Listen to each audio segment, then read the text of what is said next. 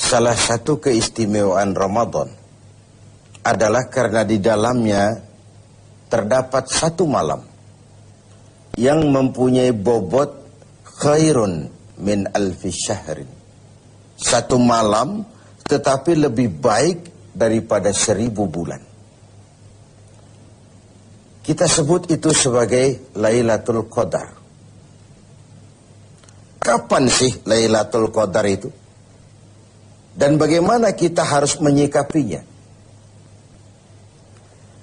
Sepakat sebagian besar para ulama berdasarkan riwayat dari hadis bahwa Lailatul Qadar itu jatuh pada malam-malam ganjil, salah satu dari malam-malam ganjil di 10 yang akhir dari bulan Ramadan.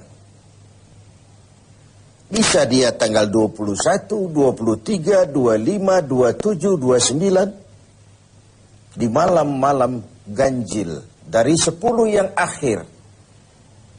Inilah rahasia kenapa baginda Rasul kalau sudah masuk 10 yang akhir dari Ramadan, hamparkan, sing-singkan lengan baju, hamparkan sajadah, dan lebih banyak di masjid ketimbang di rumah. Ini bedanya baginda Rasul dengan kita. Kita sudah memasuki 10 yang akhir, gulung sajadah.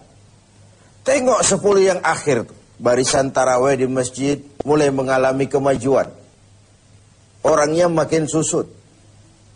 Sudah berpikir mudik, sudah berpikir beli pakaian baru, sepatu baru, baju buat anak, oleh-oleh buat orang tua, sehingga konsentrasi ibadah buyar. 10 yang akhir Rasulullah sing-singkan lengan baju, hamparkan sajadah, lebih banyak di masjid ketimbang di rumah. Nah, mereka tentu yang ingin mendapatkan Lailatul Qadar, menemukan Lailatul Qadar, harus sudah berniat dan berjaga-jaga sejak awal Ramadan. Jadi tidak bisa pakai ilmu untung-untungan. 20 Ramadan tidak tarawih, 21 berangkat ke masjid, 22 libur lagi, 23 masuk. Kenapa? Wah, ini malam ganjil. Tidak seperti itu moralitasnya. Dia berjaga-jaga sejak awal Ramadan untuk mendapatkan Lailatul Qadar itu. Bagaimana kita harus menyikapi Lailatul Qadar ini? Tentu kita harus melihatnya dari sisi betapa rahman dan rahimnya Allah itu. Maha kasih, maha penyayang, maha pengampun, maha menerima taubat. Umat-umat terdahulu sebelum kita diberikan umur yang relatif panjang. Nabi Adam 2000 tahun. Nabi Nuh 950 tahun. Rata-rata umatnya ya sekian itu umurnya. Jadi secara hitung dagang, kalau 300 tahun mereka bergelimang dosa, kan masih punya stok 400 tahun untuk bertaubat. Umpama hitung-hitungannya harus begitu. Kita umat Nabi Muhammad ini, umat terakhir ini, diberikan umur yang relatif pendek. Bahkan kalau mencontoh kepada Rasul, 63 tahun beliau wafat meninggalkan kita semua. 63 tahun. Taruhlah kita seperti itu. Kalau 40 tahun kita bergelimang dosa, sisa umur cuma 33 tahun, ditebus dengan taubat seperti itu, kan belum seimbang neracanya. Apa dosa lalu harus tidak terampuni? Apa tidak ada peluang untuk melakukan pemutihan terhadap seluruh kesalahan yang pernah kita lakukan? Dari sisi inilah kita melihat makna Lailatul Qadar. Allah yang maha pengasih, Allah yang maha penyayang, seakan tidak langsung saja bilang, "Hei umat Islam, sekalipun umurmu relatif pendek, kau jangan pesimis, kau jangan skeptis. Sekalipun begitu banyak kesalahan kau lakukan, dosa kau tumpuk, dan umurmu relatif pendek, jangan sedih. Aku berikan kepadamu waktu dan tempat yang punya nilai spesifik. Waktu dan tempat yang punya nilai istimewa. Tugasmu memanfaatkan peluang yang diberikan itu. Itu sebabnya ada penggandaan nilai pahala.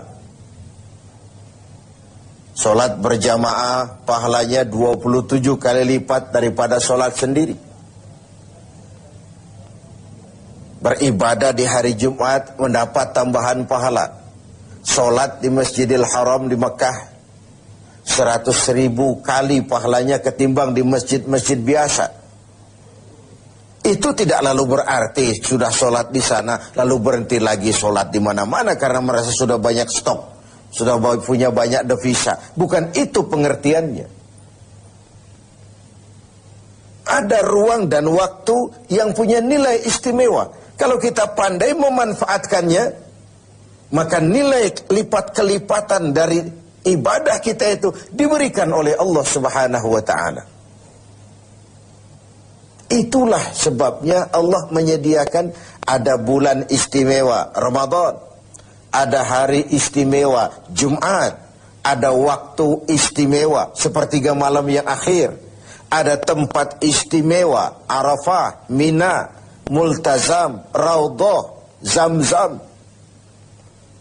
Ada waktu yaitu Lailatul Qadar. Satu malam lebih baik dari 1000 bulan.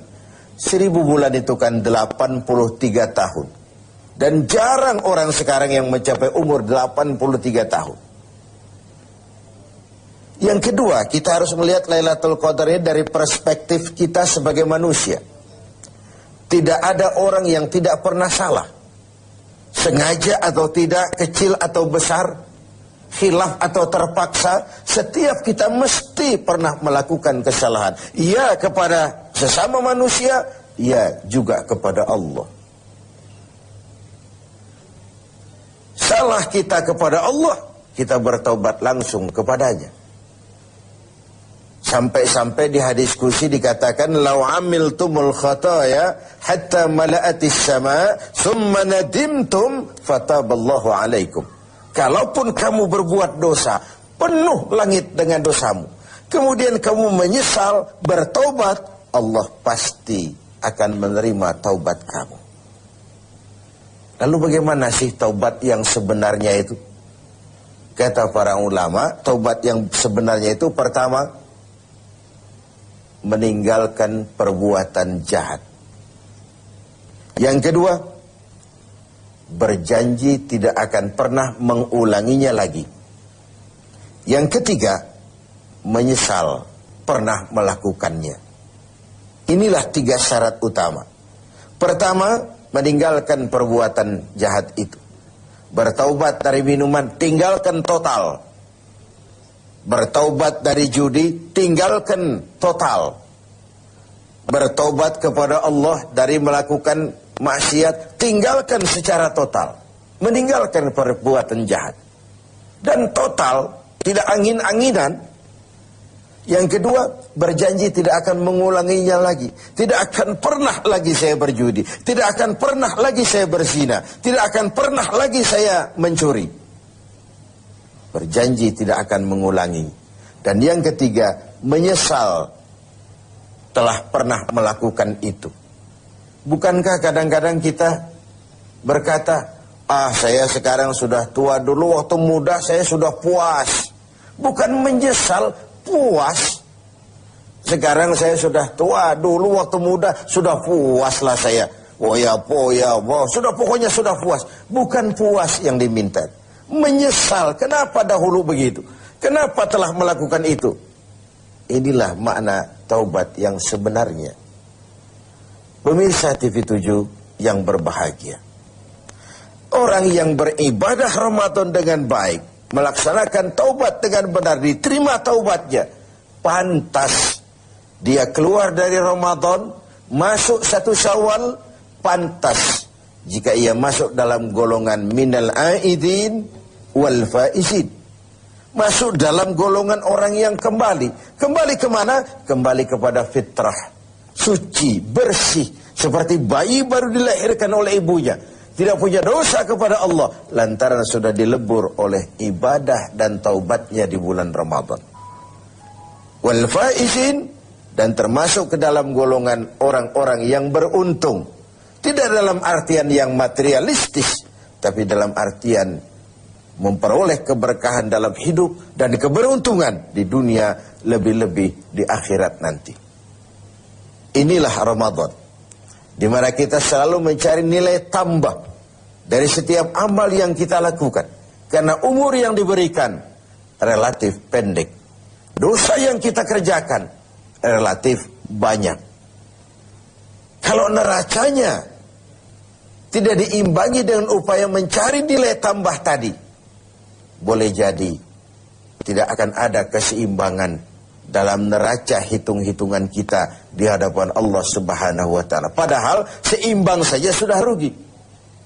Kita ingin masuk dalam fa'amman thaqulat mawazinuhu, orang yang berat timbangan kebaikannya, bukan yang berat timbangan kejahatannya.